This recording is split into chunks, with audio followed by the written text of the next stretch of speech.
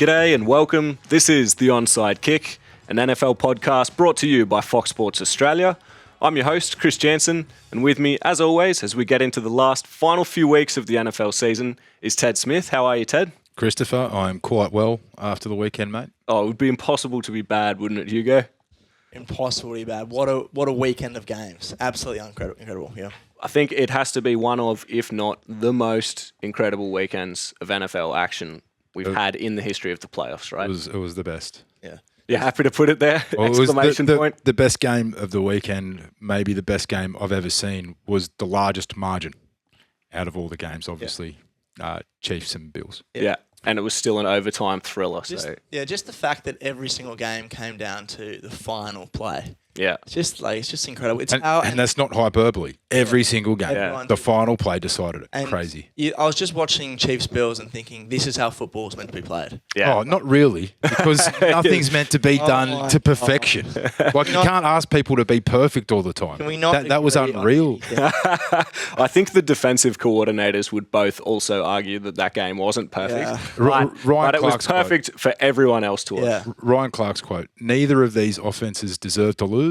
Neither of these defenses deserve to win in regard to the Bills-Chiefs game. And I think that is the perfect platform to launch into this week's podcast, gents.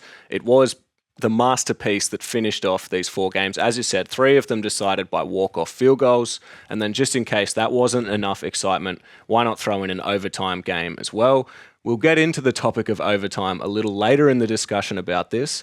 First, I want to talk mostly about how the Chiefs found a way, and I just want to say basically how impressive the Chiefs have been. There was a point where the Chiefs were 3-4. I think they'd also lost 3 out of 4 of their last games. And I think even on this pod, we weren't prepared to write them off. I don't think anyone was, but we were saying it's starting to get a little bit hairy for them. They're going to have to go on this run, and they did. I'll give credit to Hugo. He was the first one to see something in their offense. I was looking at it and being like, mate, this team has been winning because of their defense. But you can't look at Sunday night's game and have any questions about Pat Mahomes being the big dog, not only in the AFC, but in the NFL. He played as well as he ever has. His stats at home are just remarkable. He for the first time in his career, he had some doubts put on him this season because they were 3-4. Their offense was struggling. They were leaning on Spags and their defense, but not last night, man. It was just a perfect game by, in my opinion, from what we saw on the weekend, the 2 best quarterbacks in the NFL. Yeah, for years to come, too. And not just Joe Burrow, but not just because the way they were slinging it, which we mentioned on our group thread, was sexy. Yeah. Passes were sexy, dude. So many passes were caught by the receiver and they did not have to break stride. Yep. But they just caught it and kept on running because the ball placement was literally perfect. The fact that Josh Allen went over 2 games, throwing for 637, rushing for 134, and he wasn't good enough because Pat Mahomes was on the other team. Yeah. Just what you were saying about getting the receivers in stride, just shout out to Gabriel Davis, who 4 touchdowns. All of those touchdowns are beautiful, especially the one where he broke the Chiefs cornerback's ankles way to the end zone to start that 2-minute frenzy, we should say. It's just incredible. If you think about, where we were mid-season, you're right, none of us did count them out, but we all were wondering how are they going to get back from this.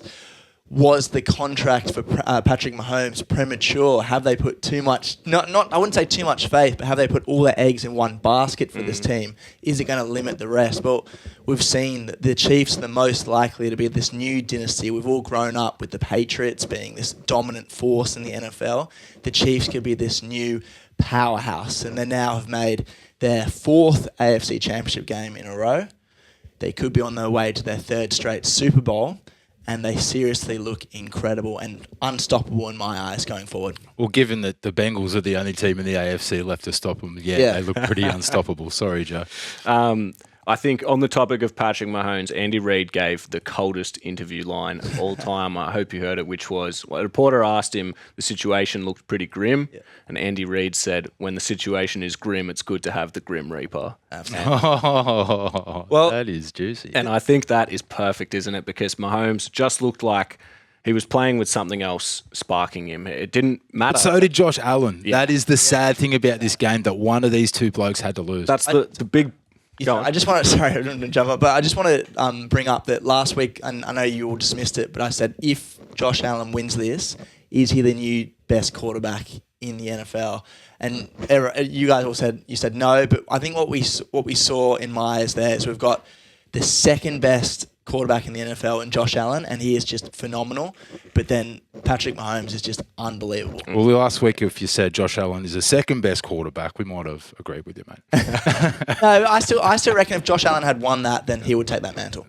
I mean, you're flipping coins, which like the results of the weekend. Like, mate, there's no wrong answers when you're choosing a quarterback between Josh Allen and Patrick Mahomes. The only question and the difference between the two is that we've seen Pat Mahomes do this for almost half a decade now, 4 seasons straight, right, which is unbelievable. Yeah. Josh Allen has had an incredible back third of a year, but if this is his new level, if this is how he's going to play for the rest of his career, then on the weekend, again, not hyperbole, we saw the evolution of the quarterback, because Pat Mahomes and Josh Allen, if they can do this and bring blokes like Joe Burrow, Herbert, Lamar Jackson, all AFC quarterbacks, mate, we are in for a treat.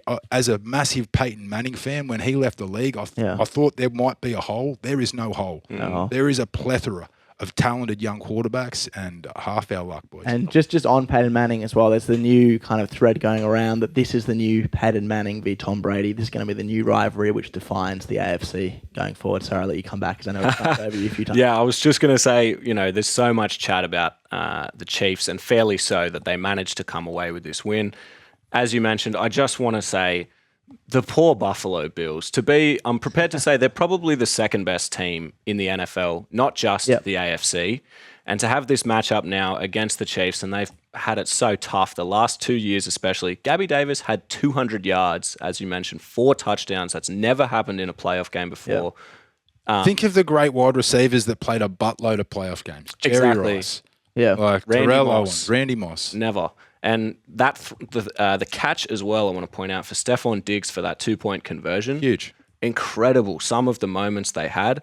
For it to end in that fashion, disappointing, yes. But also, as I was saying, the fact that the Bills, they look like they're not just the second best team in the AFC. The fact that they have to match up with the Chiefs all the time, they're the second best team in the NFL. I think they would comfortably beat the remaining teams in the NFC. You might disagree with your Rams love. That's fine. Have to. Yeah. But I think... Anyway, let's get into the 2 big stories from this, which were the 13-second drive. I want to talk about that. The fact that you're going to give up 60-ish yards for them to come down the field and get that field goal with 13 seconds. They did have all 3 timeouts.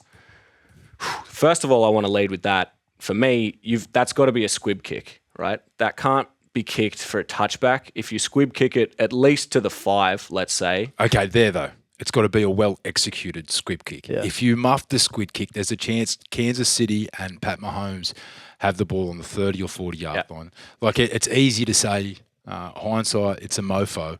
But yes, a successful squib kick was the right answer, for sure. You take half the time off the clock. Yeah. And you put, I'd much rather put it in the special teams' hands than put it in Patrick Mahomes' hands, right? Yeah. I mean, I guess Tyreek Hill is the returner. Tyreek Hill was back there. For me, too much the touchback, you know what you've got there. You've got, you start with your defense, 13 seconds to go. You should be stopping them. Yeah. I know Patrick Mahomes, one of the best, best quarterback we have right now, could be, I'm not going to say what I was going to say, probably one of the best quarterbacks the last 10 years. It's you know what you've got there. I still think you go for that touchback. Anyway, we're focusing too much on the special teams. For sure. There's 13 seconds left. Yeah. It shouldn't be a wrong answer. Yeah. Kicking it dead. You got 13 seconds. You're the Bills. You're the number 1 passing defense of the 2021 season. And the 2022 playoffs are over because of bang, bang. Yeah. That Kelsey up the seam. Oh. How can you let it happen? Yeah. Again, easy for us to say, but we're just emoting because we feel so much for the Bills fans in that Josh Allen stare post-game. Never have I seen a player more deserving of a win and didn't. Like I said, those stats at the start, they were over the first 2 games, 637 passing yards, 134 rushing yards. 9 visits to the red zone, 9 touchdowns, and you've lost. It should be impossible. But again, it brings it back to where we started. Pat Mahomes, he didn't want to say it. He's a couple of these games away. Recency bias is a thing, which means sometime in the future, in the near future, Pat Mahomes will be in the GOAT chat. If he wins another Super Bowl, which he's still 5 short. No, I'm not talking about Tom Brady. I'm talking about Aaron Rodgers. He's won more than Aaron Rodgers. Yeah, well, he's already been to more Super Bowls than Aaron. The other thing I was going to say is, when do we start comparing talent to greatest as well? Because Pat Mahomes, hang on. It doesn't matter is having the career that Aaron Rodgers was meant to have. Yeah, it doesn't matter. I'm going to say that Brady has 5 more rings.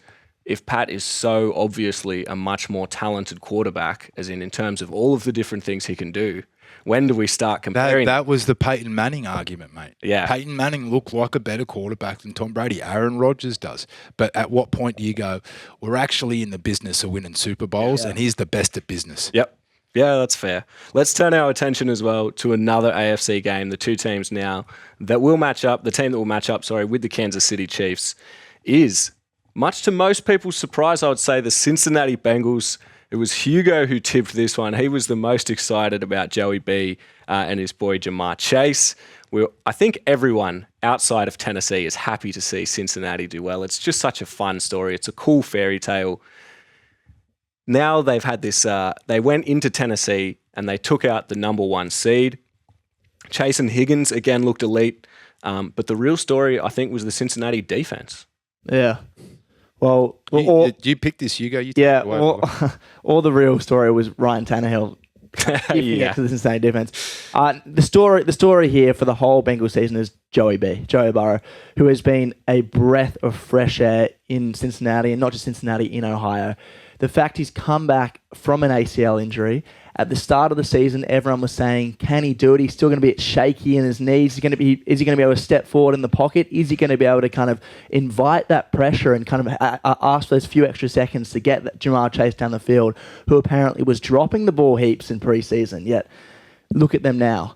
They have combined and become the most electric quarterback-wide receiver duo in the competition. Burrow is throwing. Yeah, I knew that was Cooper coming. Kupp, I Matt knew that Stafford. was coming. Yeah, that's a fair one. Well, most yards, most touchdowns. Going forward, they will be, because Cooper Kupp's getting on. Yeah. Okay. 28. Anyway, but Joey Burrow, I remember about 8 weeks ago, I questioned whether Cincinnati had it in them to be one of these top teams in the comp. I don't think Joey Burrow is listening to this podcast, but if he is, since then, he's been throwing for 300 yards on the reg per game, with a few 400-yard games thrown in there too. He is just an elite prospect, and he's what you want out of a first overall pick in Ohio. Sorry, Baker Mayfield. You're in the top 4, bro. You're no longer an elite prospect. You are an elite quarterback. Yeah. And given what we've seen throughout this season, how do you have any argument against it? Yeah. Outside, it's his second year. Yeah, it's his second year, and look what he's doing. Since he didn't have a playoff win in 31 years, Joey Burrow rocks up, pulls out a cigar, boom. Yeah. Cincinnati had never had a playoff win on the road. The week after he breaks a 31-year-old drought, he's like, yeah, easy, boom. Now they're on to their first AFC Championship game since before either of you were born, dude. It's super impressive, but it puts it into perspective how wild this weekend was of football. The fact that this story's kind of been on the back schneid. Yeah. Right? Even though he is electric. And you're right, there were a lot of people saying, oh, Chase, he can't catch. They're the same people that are saying, oh, you should definitely have picked Sewell.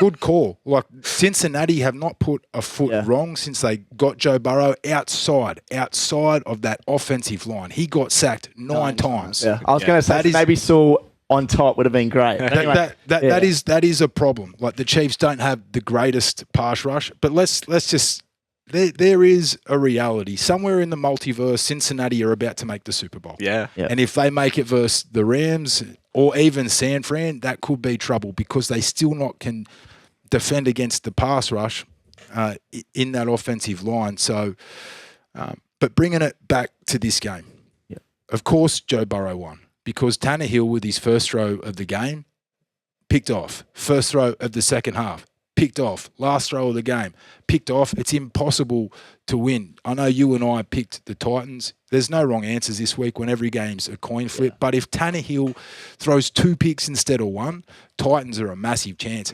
They should not have lost that game in regulation.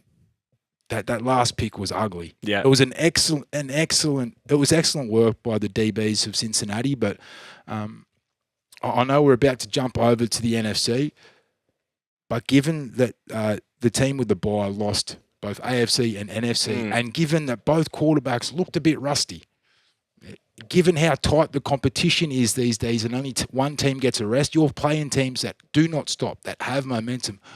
I don't know if the first round bye is an advantage to teams like Tennessee. It may be for the old Pats or the Bucks. Funnily enough, I raised this question exactly to you both last week, and you were both pretty adamant that you thought it was good for Tennessee to have. I've been wrong before. Oh, it was because of the injuries. Exactly. Over 90 players. Exactly. Yeah. So, But it didn't help. It didn't help. They looked rusty. Well, I think we all agree it was great to have Derrick Henry back. It was great to have AJ Brown back, who was phenomenal, absolutely phenomenal. That touchdown catch. It wasn't great to have Derrick Henry back. Because Foreman rushed 4 times for 66 yards. You keep it in his hands. Henry averaged 3.1 yards a rush. The other guy averaged 16.5. Maybe they should have kept him on ice for a week. I'm not saying they win. I'm not saying Titans win if Foreman is the only running back. But they should have fed the ball more than 4 times to him. He looked electric. Yeah. But they said he wasn't on a snap count, Derrick Henry. He was definitely rested for a few snaps. He had whole 20 drive. carries. Whole drive, he didn't come out. Foreman, I think Tannehill was to buy Foreman a six-pack or something because he went on that huge run and then threw that disgraceful pick. Oh, yeah. Afterwards. It was terrible. Let's look forward to this Chiefs-Bengals game. Okay. It is important to note that the Chiefs' last loss this season was against the Bengals. Oh. Yeah, so week 17, Bengals beat the Chiefs 34-31. Great game. It was when they had that 4th and goal sequence, and they basically had 6 or 7 attempts at goal before kicking a field goal. A few penalties went their way, the Bengals. But it showed that Cincinnati can do this, and everyone's counting them out, and to be honest, so am I. But if there is a team that's going to beat the Chiefs, like the Bills almost did, this formula is to just keep throwing and throwing and throwing. And Burrow had over 400 yards against the Chiefs last time. Shut down that defense, connect with Chase, connect with Higgins, and they can do it.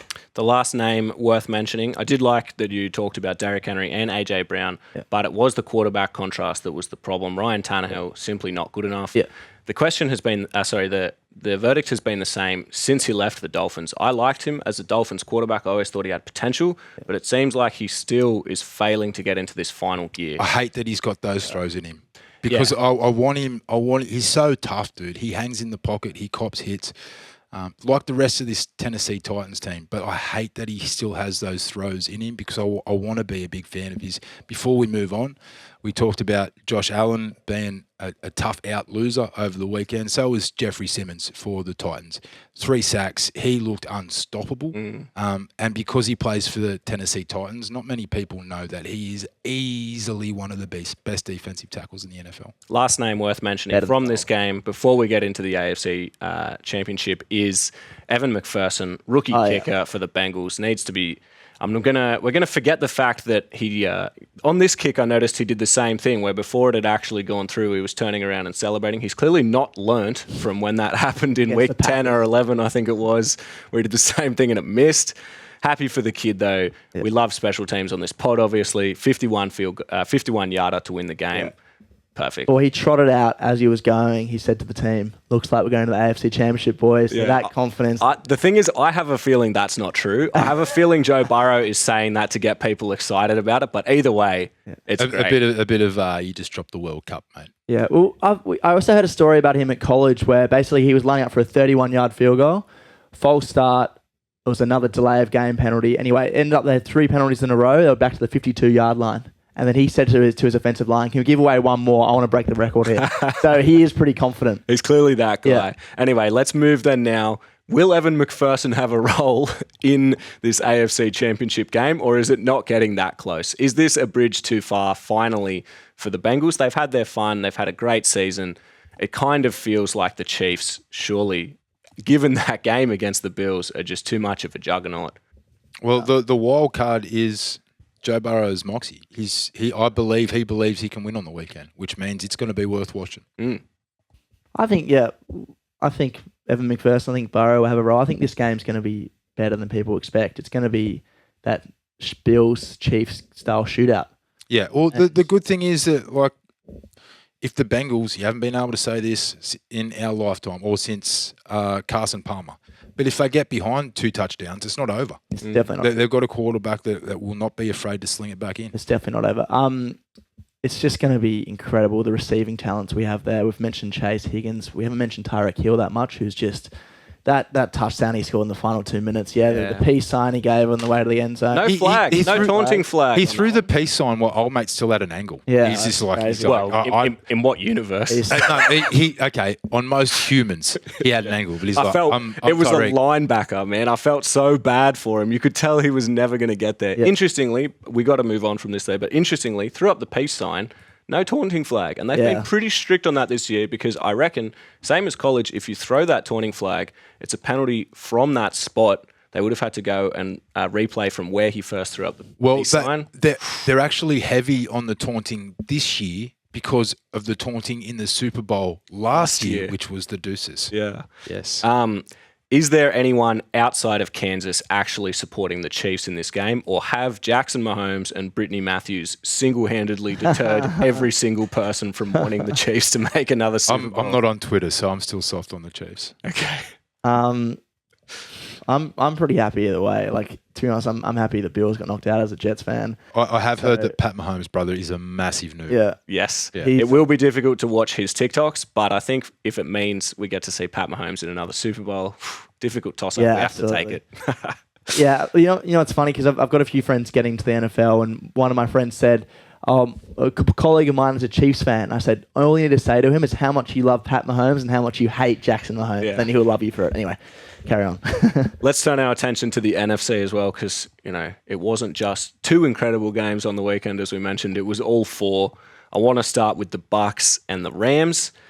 Matt Stafford and the Rams.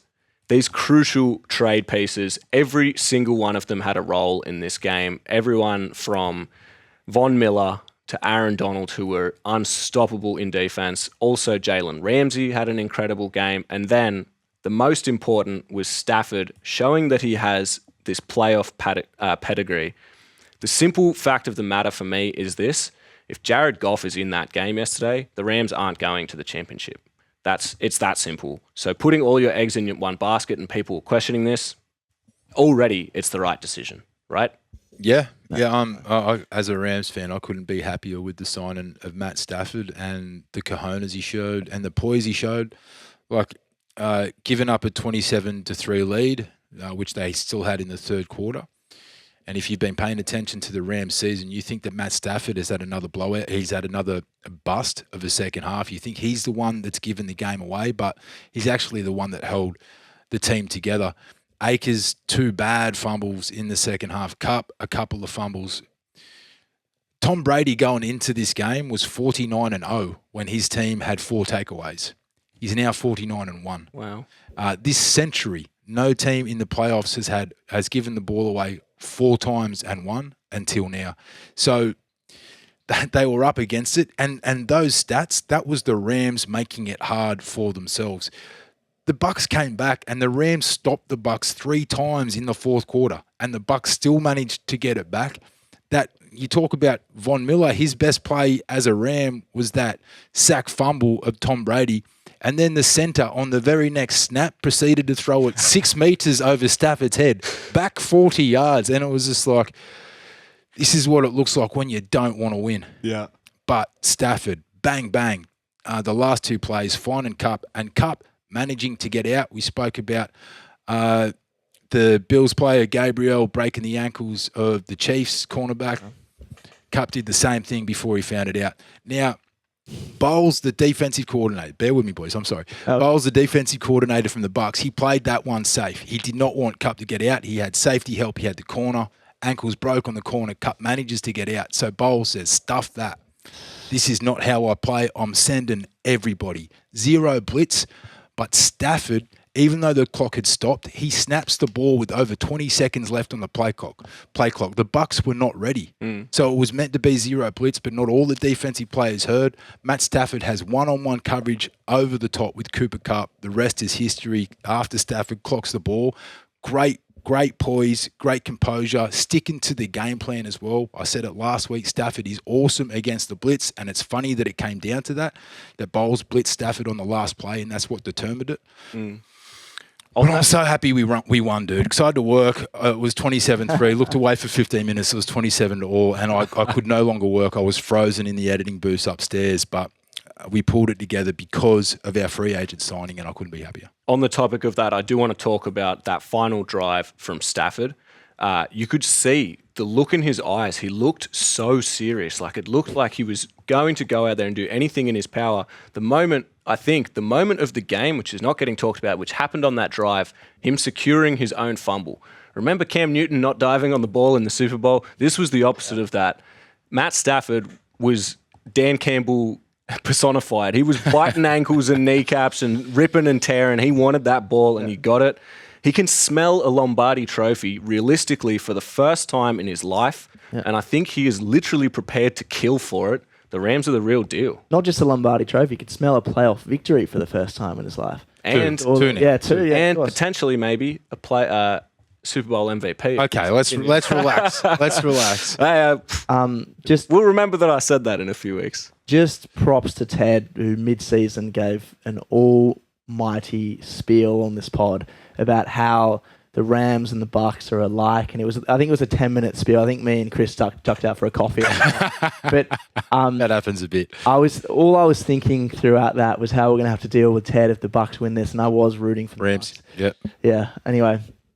Yeah. Well done, Ted. There, thanks, mate. NFC Championship game, and now what comes down to is whether there's going to be more Rams fans at SoFi or more 49ers fans at SoFi. Did you see they have actually... They've added a geotag to each ticket. Yeah, they're not allowing people outside of the LA region to buy tickets because they know so many Niners fans will be there. Well, to be fair, like, it hurts me to admit this, but the Rams have a poor showing at home. It's LA. It's a tough market to crack. But if you've got OBJ, Aaron Donald, Matt Stafford, Jalen Ramsey, Cooper Kupp, come on, man. Sell those tickets. There mustn't be any football fans in that city, because if you only have to be a football fan to want to go watch the Rams. But shout out to Melissa Whitworth, wife of Andrew Whitworth, the big left tackle. She is buying as many tickets as she can. Yeah. So 49ers fans cannot. And there's also the narrative as well, and you brought this up in your spiel, the fact that they could be playing a home Super Bowl at SoFi. Yeah. So it could be massive for fans growing up. NFL fans in the LA region, Rams could get a big boost in. Let's not talk about the NFC Championship just yet, because I want to talk a little bit about Brady and the Bucks. Where to from here for Brady, and where to from here for the Bucks if Brady decides that was it. Yeah. I assume we've seen these headlines, and I assume all three of us are probably going to agree that Brady plays at least one more season. I can't imagine him walking out just yet.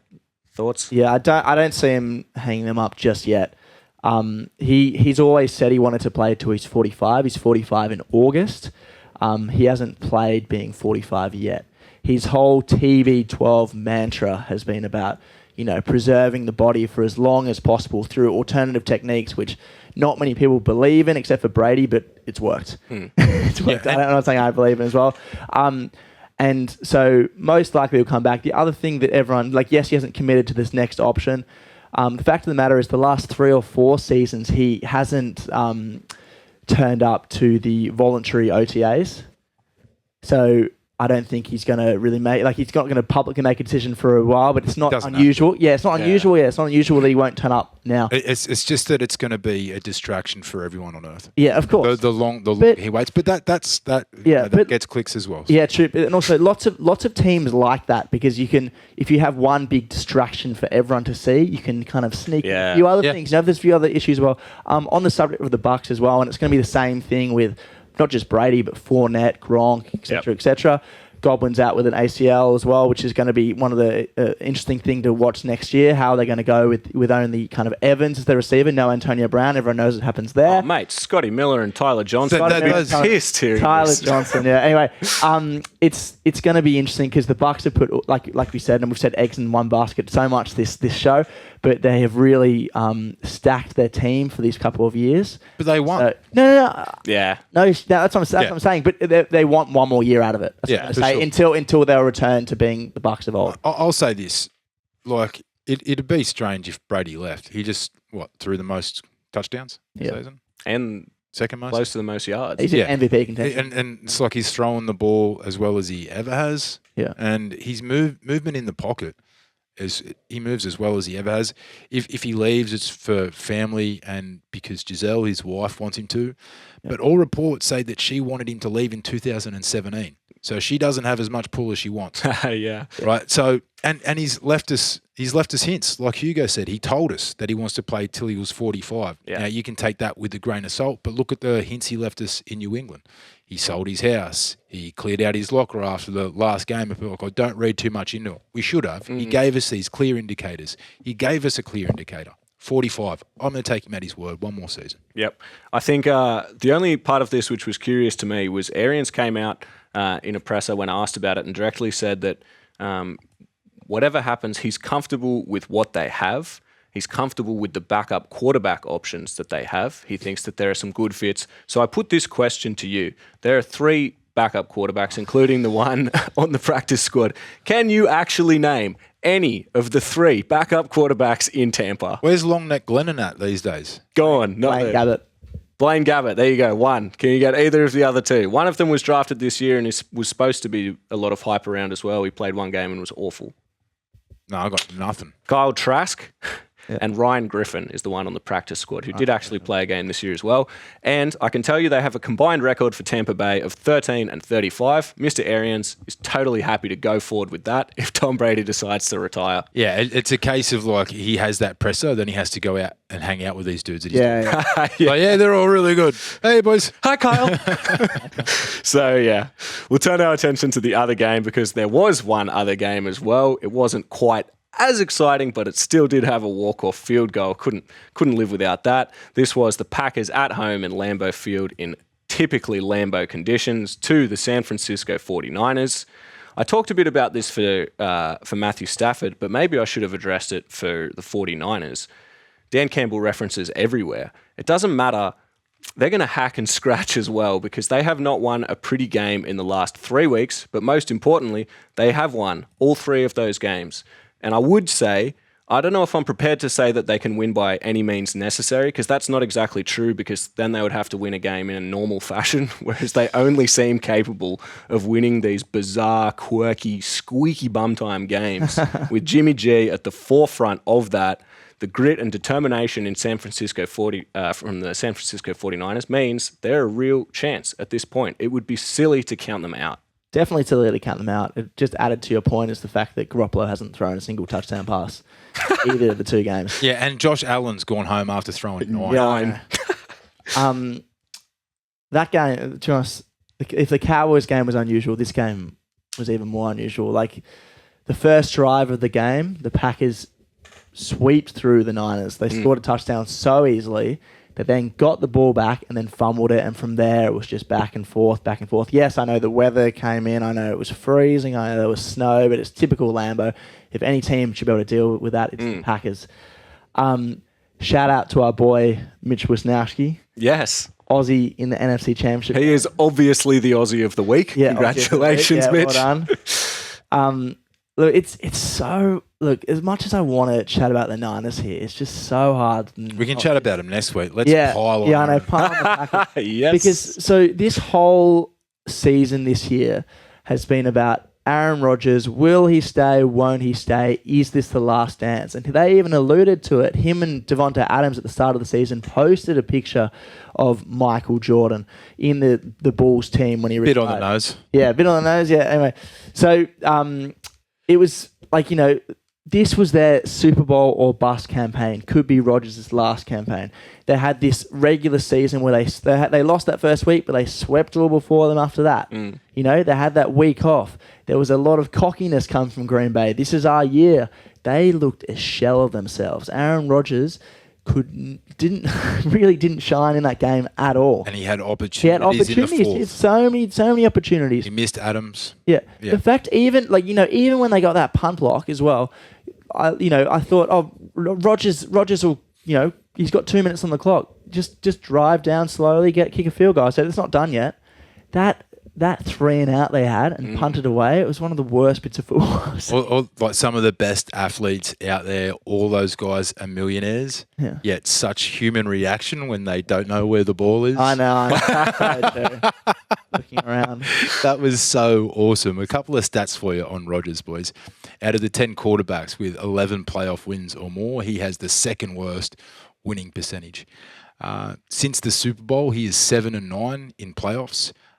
In playoffs, he is 0-4 versus San Francisco, the team that he said he would make regret for not picking him. They're pretty happy. To put that in perspective, so he's 11-10 in the playoffs. Tom Brady's 35-12.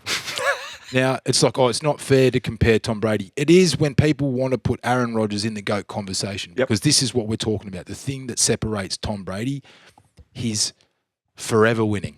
He just wins heaps more than he loses, and you can't say that about anyone else other than Pat Mahomes. That's why he's going to be a lot closer to the GOAT conversation than Aaron Rodgers, because skill and ability, he's right there with anyone that's ever played the game. But you get to the playoffs, and he's got a bit of that Peyton about him.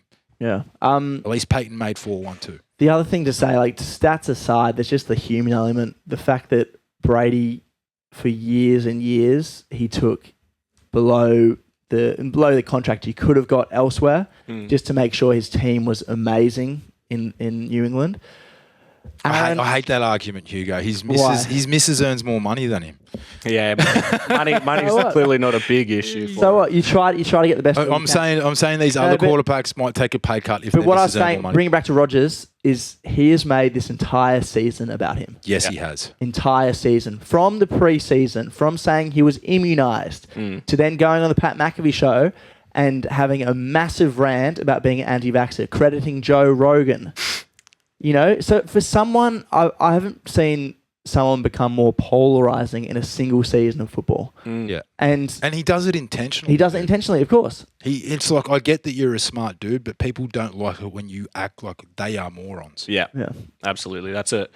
And now I think the way this has all happened again, we're going to have a complete off-season once again of more of this speculation. Thankfully, we had the insight to talk to Eric Mangini a few weeks ago, and he kind of alluded to the fact that ultimately you'll get all of this smoke and mirrors, but the fact of the matter is he has one more year in his contract. Yep. Personally, I can't imagine that he's going to...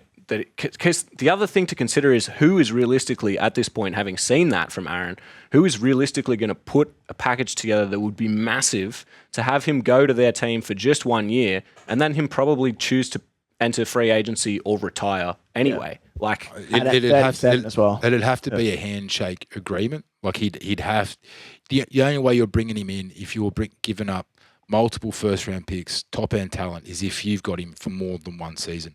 Which at the moment, it seems like Steelers. No one can agree to that though. Or he can't agree to that. Yeah. See, Pete, one argument against Rodgers not leaving Green Bay is that he's in the easiest division in football. It's a strong argument, but I think that goes against him when you get to the playoffs.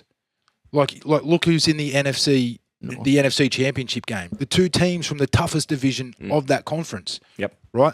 Like if you get 6 wins versus the Bears, versus Detroit, versus the Vikings, mate, you're coasting the playoffs every year. Yes, but are you battle hardened? Proof's in the pudding. No. You got beat by a battle-hardened team, San Francisco. So it could be beneficial for him to go to a division that is more competitive. So he's playing like he's meant to play every single week. But if you put a gun to my head, even though I've just said 3 minutes of bullshit, no, I don't think he'll leave, dude. Yeah. He'll stay in Green Bay. Well, who are, the contenders are, he stays at Green Bay, goes to Pittsburgh. He can win at Pittsburgh. Or goes to the Broncos. He can't win at the Broncos. He can. Not more- Because Aaron he Rodgers can definitely win can. anywhere, but Okay. it's very hard. Yeah, all right. You're right, yes. Broncos have a better team than people think. They They don't have a better team than Green Bay, though. No, of course not. Exactly. Of course not. But So they have got why are we saying he's receivers. got a better chance of winning No. the Broncos than he does where he is? We never said that. I know. We never said that. But I'm saying But- that would be his thought too, right? Yeah. So one of the great things he said in the press conference was that he doesn't want to go anywhere where there's a rebuild. He doesn't want to be anywhere where there's a rebuild. Green Bay do have a terrible cap situation right now. Mangini did say to us, you throw the bank at Rodgers, he will stay. They don't really have the money to keep him, to keep him on a mega deal. So he'll have to just stay on this original contract. Which is then he's gone because that's the problem. Yeah. He wanted more money Yeah. and less love. And less problems. Yeah. It's- Jordan Love, that is. Yeah. I had another suggestion. I've been thinking about this, and this is just a pure fan theory. It's nothing else. I'm a Game of Thrones fan, bro. I love So- that theories. Let's go. So the team they play, the San Francisco 49ers, you've got Garoppolo, who by all reports is leaving despite guiding a team to the NFC Championship game. Again. That's because with his contract situation, they have to pay, I think it's $25 million for him to stay. It's better if they keep Trey Lance. This is Jimmy G, sorry. Yeah. Jimmy G. Is there, 25 million. is there Go any off, Jimmy. chance? Is there any chance? So Garoppolo leaves, goes wherever. I think Garoppolo would definitely be a starting club at NFL. Is there a trade package you put together? Trey Lance for Rodgers and picks. Swap problems. Jimmy G and Trey Lance. Yeah, For Rodgers that and could happen. I That reckon could happen. Jimmy G for Rodgers plus, But then- more value is realistic. and then- Because he's still pretty young and a good quarterback. And I don't to know be if they honest- trade Lance, because then you have Lance and Love. And he's a Chicago boy. Yeah. He doesn't mind the cold weather. Well, I think we can all agree that Lance is better than Love. I think Love was a terrible pick. I think we can all agree with that. But We can guess. what you said was even better because the fact of the matter is Lance ready to start next year? Is he this second coming of Steve Young, Joe Montana they're looking for? I don't think so just yet. A year behind Aaron Rodgers, maybe? Well, so how good can he be? But Because Jimmy G hang looks on, real let's average. also not move past the fact that I think there is 0% chance after all of the smack Rodgers has talked throughout his career that he would finish playing for the San Francisco 49ers. His favourite team. He's from His favourite California. team. It's his I favourite know team. all of those things, but just given the dialogue of how he's acted towards them and stuff like that, and everything that's come back against him, as you mentioned, given that San Fran have been so much better than them in playoff history, that would be a contention. There's also a vaccine mandate in California. So that'll make it fun. That'll Anyway. definitely be difficult. Yeah. All right, let's move then into the actual preview of this now NFC Championship game. Yeah. We just spent a long time talking about Green Bay, but actually the San Francisco 49ers are playing in this game. The 49ers will make the trip down to SoFi Stadium where they will play the Los Angeles Rams. Are we silly enough to not give the 49ers another chance in this game? Or is there How can you not? 1, 2, 3, 4, 5, 6 straight they've won versus the 7, I think. 7. Okay. Well, yeah, I mean, it's crazy not to count them out. They should be favourites, but they won't be. LA at home. And with a better roster. Look, Jimmy G threw a pick, no touchdowns, and won last week. If he puts a similar stat line to that in the NFC Championship game, I'm willing to say the 49ers have got no chance. But Jimmy G doesn't mind playing against the Rams. They're not intimidated by this team at all, obviously. More proof in that pudding. But, yeah, I think the Rams have got a good feeling. And I know as a punter, you never lean on this rule, but we're due. We're due to beat them. Or are the 49ers due for another Super Bowl appearance? Come on, Hughes. It's an NFC West flip of a coin. Yeah. This game, and I think all the publicity is going to be around the Rams, around this explosive offense, around this incredible defense. But don't count the Niners out. No way. Count Garoppolo out. Don't count their running back room out. Yeah. Don't count Debo Samuel out, who has been in the MVP conversation alongside Cooper Kupp. But he's injured. Yeah, He he hobbled hopped off off. the field. He hobbled off, but Williams, their offensive lineman, is also injured. They've got a Trent couple. Williams. They've got a couple of injury. But I think Debo will probably play through the pain. We haven't had. There should be practice enough before, huh? needles in California Yeah, to get these to guys keep on them the going. Yeah. And then 2 weeks off before the Super Bowl, keep you going. I'm looking forward to our tips.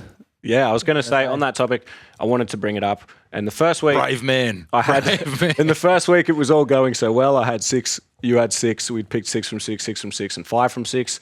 Now in this week, I have managed to pick an incredible donut of picks. I got none of them right, which maybe given the results... Could have been 4 from 4, mate. Yeah, I was a combined 3 field goals and an overtime away from being... We all agreed not to throw too much shade at the results this week, given that it was just an epic week for contests. But that does bring my running tally to 6 still from 10.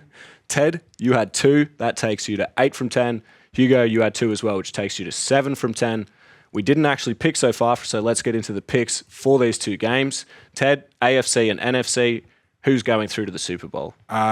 Look, I'd be picking with pure emotion if I picked Cincy, but I'm a brain man. Chiefs.